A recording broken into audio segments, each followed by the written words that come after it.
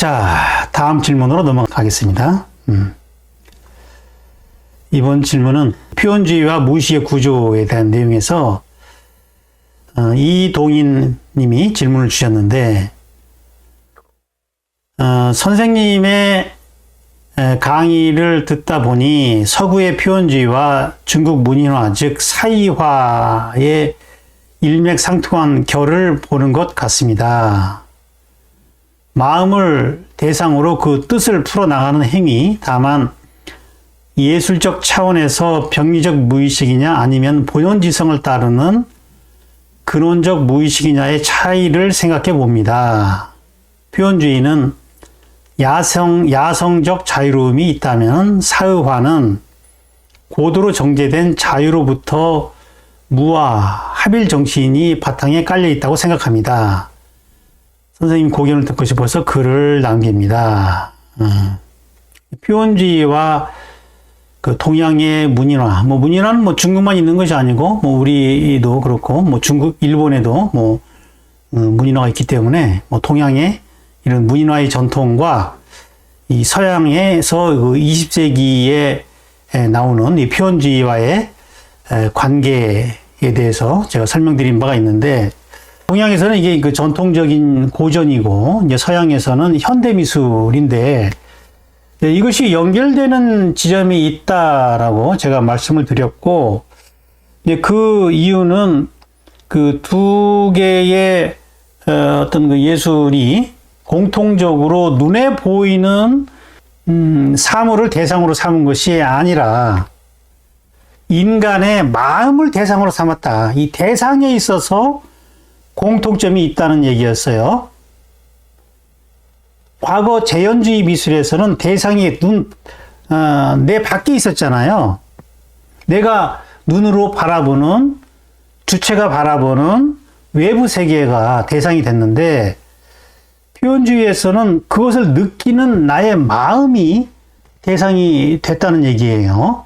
마음의 문제로 방향이 전환됐다는 거고, 그리고 동양의 문인화는 원래부터 물론 대상이 밖에 있지만 어떤 식물이나 동물이나 어떤 대상이 밖에 있지만 그 대상을 그리려는 것이 아니라 그 대상과 공명한 나의 마음의 상태, 나의 마음의 그 울림, 파동의 울림, 그걸 의라고 그랬죠.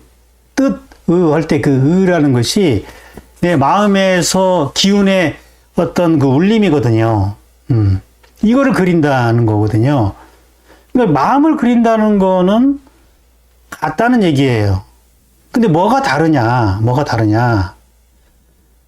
이 서양의 표현주의에서의 대상이라는 것은 어떤 인간의 그 무의식 중에서도 제가 무의식을 그래서 두 가지로 나눈 거거든요. 이 무의식을 두 개로 나누는 것은 그 일반적인 거는 아니에요. 제가 필요에 의해서 나눈 건데, 하나가 병리적 무의식. 이 병리적 무의식이라는 것은 어떤 살아가면서 우리가 어떤 사건에서, 어떤 불쾌한 사건에서 이 진동수가 떨어졌을 때 우리가 이제 그거를 다시 반복하는 것이 어떤 두려움을 느낄 때 그 감정을 누르게 되거든요. 그리고 누른다는 것은 그거를 고정시켜서 저장시킨다는 거예요. 그래서 제가 악성 코드라고 그걸 말씀드린 거거든요. 그걸 악성 코드 같은 것이다. 그래서 그것이 활동하면서 이 오작동을 일으킨다는 거죠. 우리의 정신활동에 오작동을 일으키게 한다는 거죠. 그래서 프로이트가 그거를 이제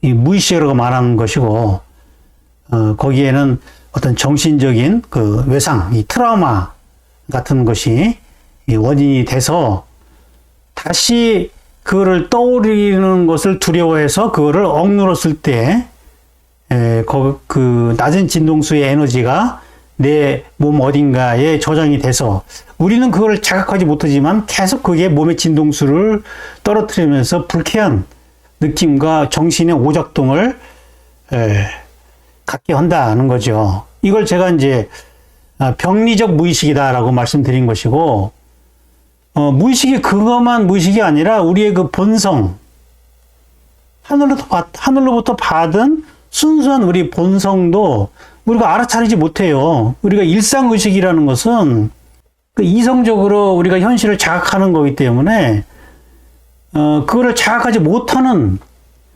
그런 자기의 그 본래적인, 우리가 살아가면서 타자들에 의해 가지고 왜곡된 그런 것이 아니라 타자화되지 않은 그 순수한 본성이 또 있거든요. 이것을 제가 본성적 무의식이라고 그렇게 말씀드린 거예요.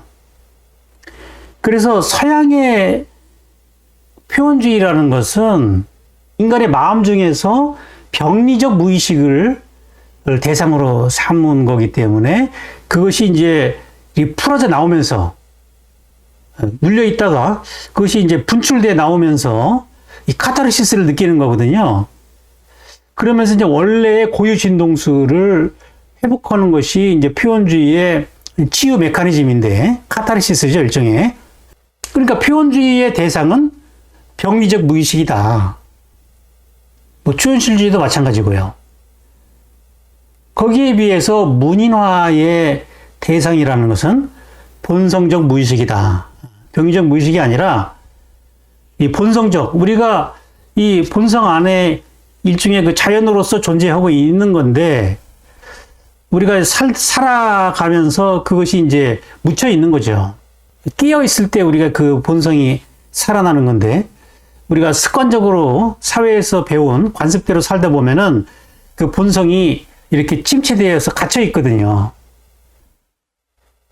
그건 우리가 의식할 수 없어요. 그래서 이제 무의식이라고 그것도 보는 거예요. 그거를 이렇게 발현시켜 줄 때 어떻게 발현이 되냐면은 어떤 외부 자연과 공명시킬 때, 나도 자연이고 식물도 자연이에요. 그러니까 식물과 이 공명이 되면은 내 안에 있는 그 자연성이 이 공명을 통해서 살아난다는 거예요, 다시. 네? 그러면 그것이 어떤 본래 진동수를 회복시켜 줘가지고, 이 미의식으로 나가는 거라. 그 미의식으로 가는 거는 같지만, 그 대상이 다르다. 대상이 하나는 병리적 무의식이고 하나는 본성적 무의식이다라고 제가 그 비교 설명을 해드린 적이 있습니다. 근데 이분 질문하신 분 얘기도 틀린 얘기는 아니죠. 표현주의는 야성적 자유로움, 그걸 자기 안에 억압되어 있는 병리적 무의식이 팍 분출돼 나올 때 근데 야성적일 수 있거든요. 자유로움이죠, 그것도.